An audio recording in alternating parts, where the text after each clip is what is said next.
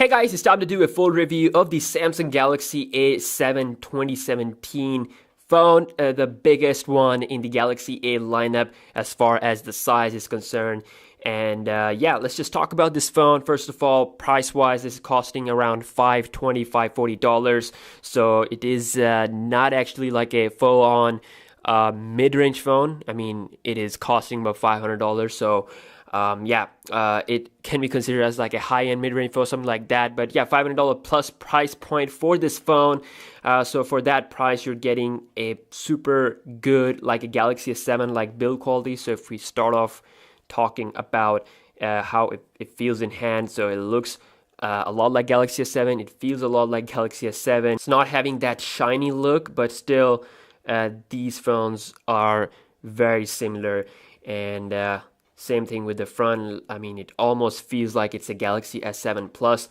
So we do have always on mode, something that is very specific to top-end Samsung devices. So we can turn it on here.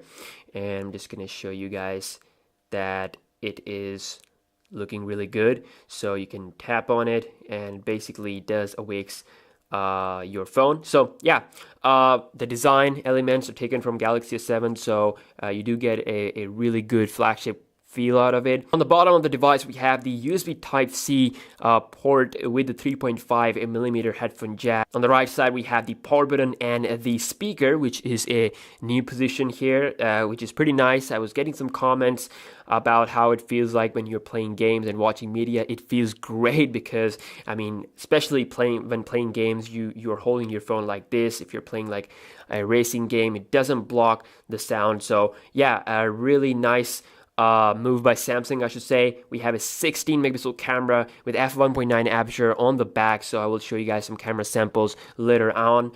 We have a Samsung logo, LED flash, volume rocker on the left, and two trays. Okay, so the A5 and A7, they come with two trays, but the A3, that phone only comes with a single tray. So we have one tray on the left and one tray on the top, so you can put two SIM cards and one micro SD card at the same time, so which is really good. So I would say design wise, it is a top-notch phone, definitely worth its price. So unlocking the phone, you're greeted by a 5.7-inch 1080p display. This is Super AMOLED HD. Looks super good, high quality colors. And also it's pretty bright, so you won't be having any problems outdoor. So yeah, it looks awesome. I love Samsung displays, one of the best on the market. Under the hood, we get Exynos 7880 processor with 3 gigs of RAM. So I've done a couple of speed tests, some real-life speed tests against phones like the iPhone 7 Plus, the Galaxy S7, so you can check that out on my channel if you're interested. But yeah, I mean, it is a super fast phone. Like, it's not gonna lag, and in the speed test, it was almost close to the Galaxy S7, speed-wise, so you don't really need to spend like $600 or $650 just for the speed. I mean, this phone can provide you a top-notch, flagship quality speed when opening up of applications, using it on a daily based life, so yeah, it looks really fast with the right optimization. It is fluid. Everything looks super smooth. Talking about the software, you can notice that it is using the latest Grace TouchWiz UI, which brings in some huge changes. First, it got debuted with the Galaxy Note 7, so now it is on the A7 2017, a real different look compared to the previous version. First off, we have the quick toggles area, so you can see that it's changed a lot. We have some new options like blue light filter, which is a night mode, and then we have always on display. We got the secure folder, which is great addition for securing your important applications, let's say camera, gallery, and also you can use the power saving as well, which gives you different modes, mid and max. Max is like the ultra power saving mode, which is like an emergency mode, so you get like some really restricted modes to maximize the battery performance. So that is that. This phone has a 1080p display, so you don't really need to downgrade the display because it's already pretty okay. So we don't have the option to downgrade the display to 720p. Maybe they might include it with the Android Nougat, but who knows? That option is currently only available to Galaxy S7 and the S7 Edge.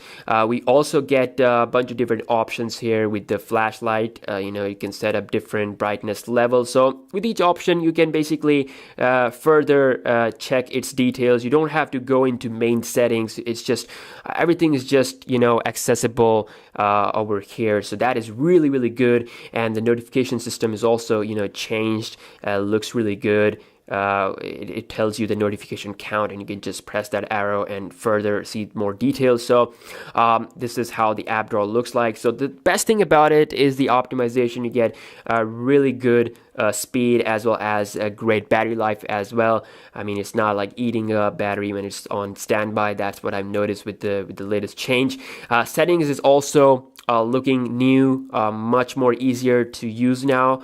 You also have a device maintenance option, which is a one-stop shop for your Samsung device. You can clear up useless stuff, useless storage things that accumulate, app cache, and as you can see, it says that your performance is moderate, so I can fix it now, so it clears up all this stuff.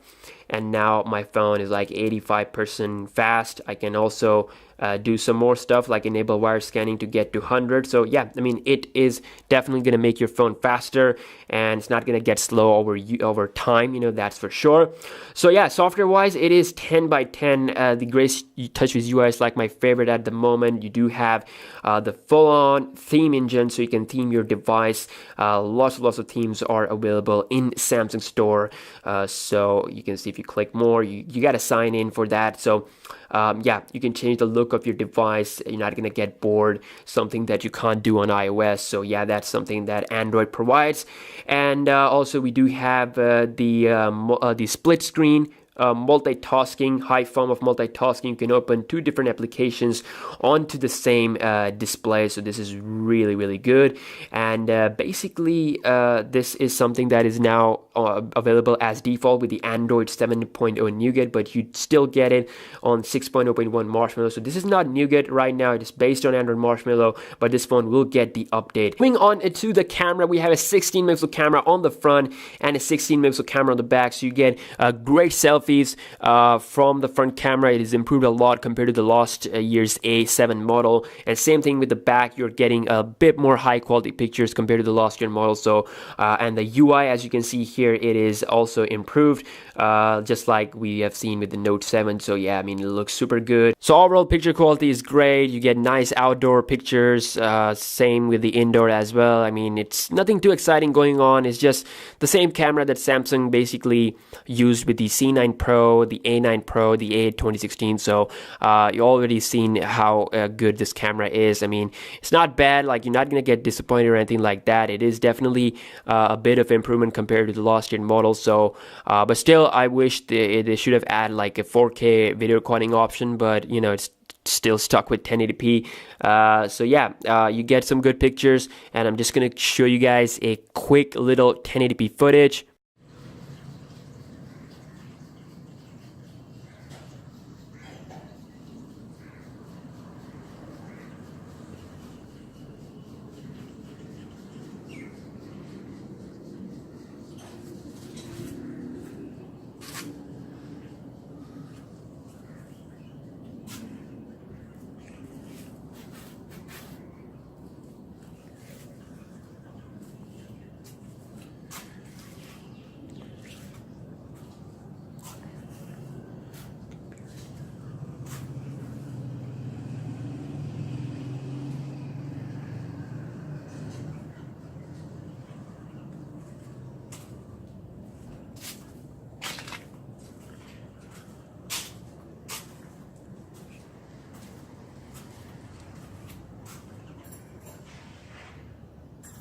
So lastly, if you talk about the battery life on this phone, I would say it's going to last you around 1 day easily without any problem. We have 3600 milliamp hour cell inside. So I have to say, I mean, this phone can easily last you up to 1 day plus, and in my usage I'm definitely impressed by its standby time. Like the battery percentage won't like fall even when it's connected to like Wi-Fi all the time. So definitely, I mean, if you want the best battery life on the Galaxy A series, the A7 is the one to go with. You get bigger display, you get bigger battery size as well. So overall, it's a great phone.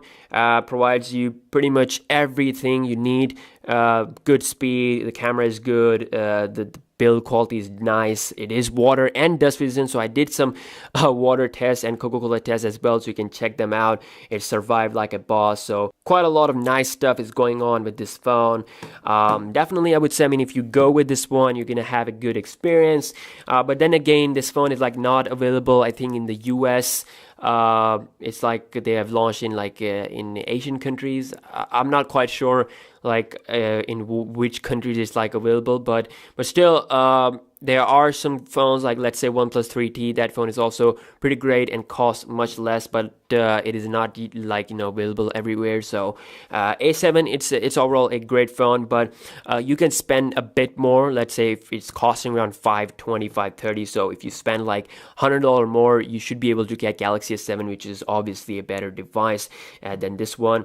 But still, if you are a Samsung fan, then you're definitely gonna love this phone. Yeah, it's a new thing on the market. It will get the latest Android Nougat as well. So yeah, future is looking strong with this one. Performance is also great. So yeah, A7 2017. That was my full review, my thoughts about this phone, having a good experience. And yeah, see you guys in my next one. Peace.